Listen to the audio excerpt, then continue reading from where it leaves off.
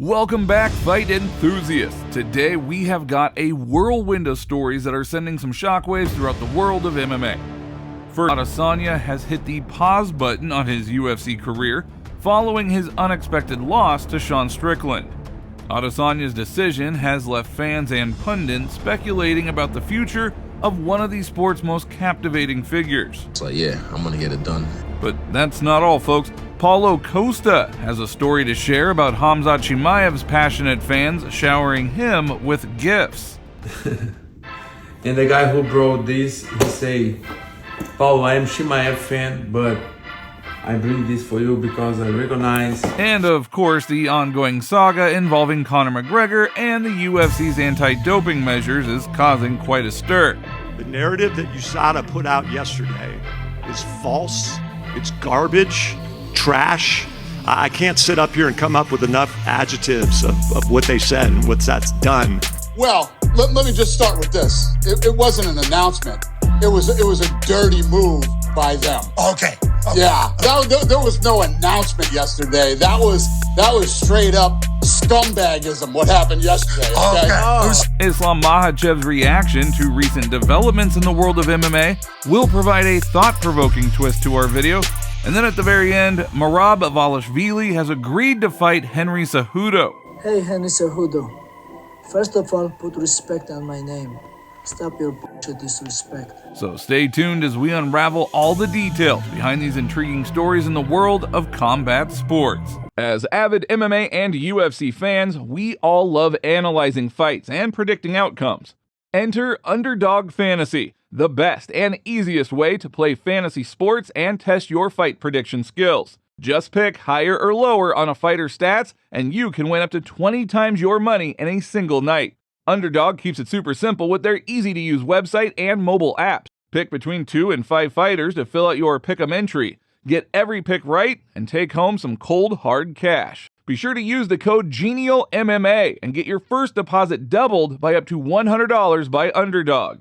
Underdog Fantasy is available in many states across the U.S., so check this map to see if you are in one of those eligible states. Again, sign up on UnderdogFantasy.com or download their app, use the code GENIALMMA, and start testing your MMA predicting skills today.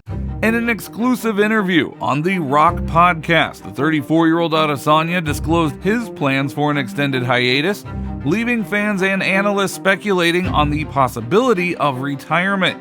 Adesanya's revelation is a stark departure from his previous ambition of staying active and racking up fights.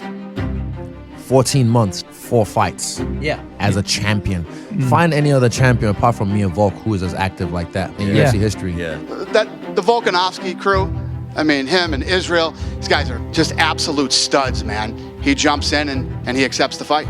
Okay, so before this fight, I was very I know I'm on the back end of my career. So I was like, I want to do as many as I can because I know when I'm done with this, I'm going to miss it, man. I'm going to miss this shit. So I'm trying to do as much as I can. But then after this fight, again, because 14 months, 4 fights, it's not just the fights, it's the training and everything. I had injuries going into the Pereira fight. You've seen that.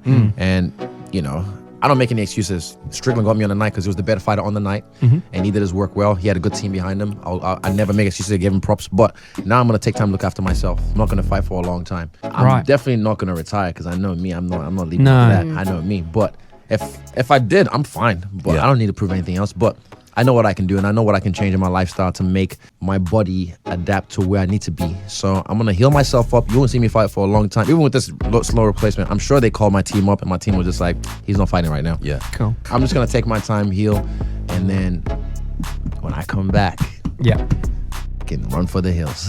Now, this decision appears to stem from a combination of factors, including a pretty grueling schedule of 4 fights within 14 months, injury concerns, and then just the desire for self-care and rejuvenation. It is a significant departure from his typically fierce and unrelenting approach.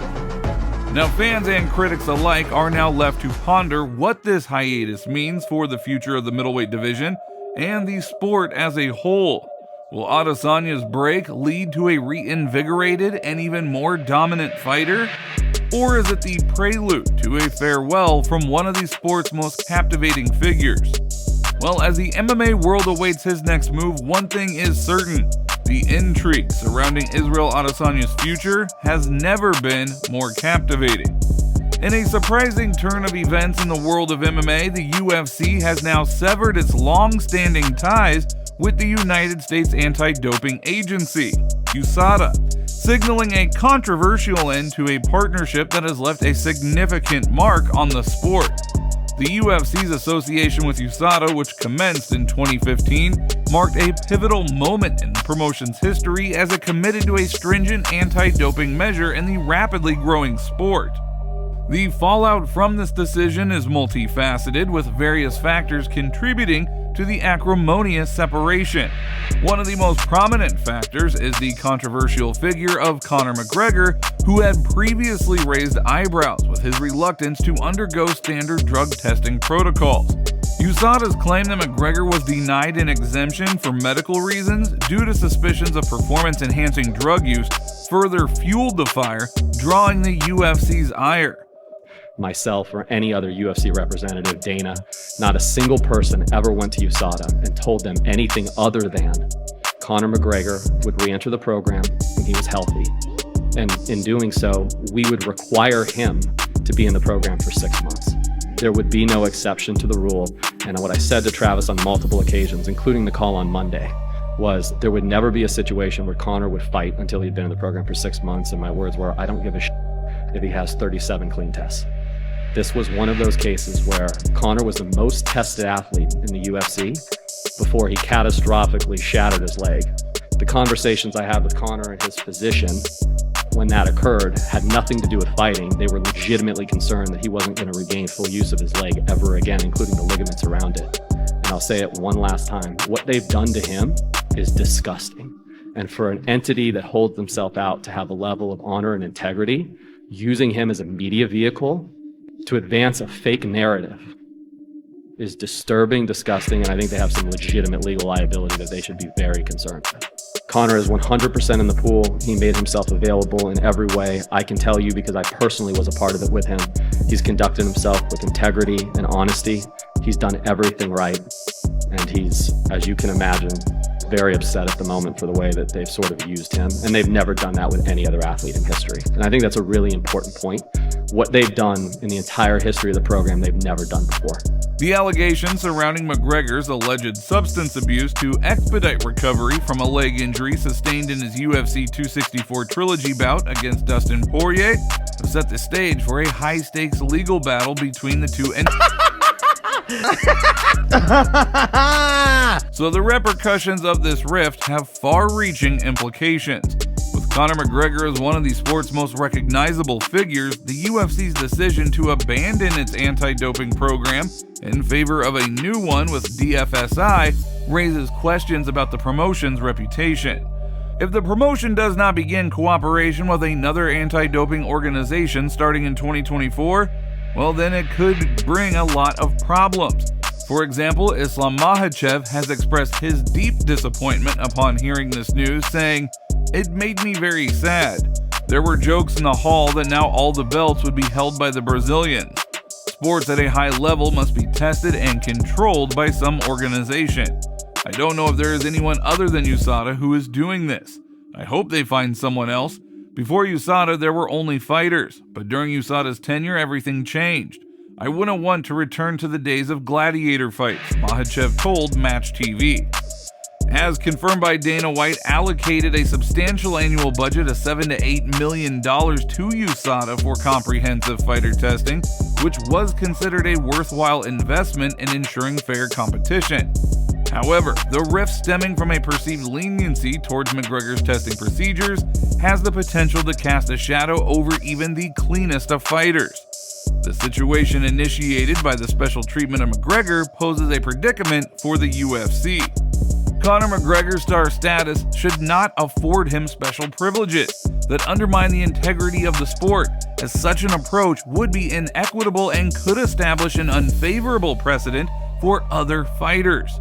While there are promising signs of a new anti-doping program coming into effect on January 1st, the current turmoil underscores how a single fighter's circumstances could sow discord between two major entities.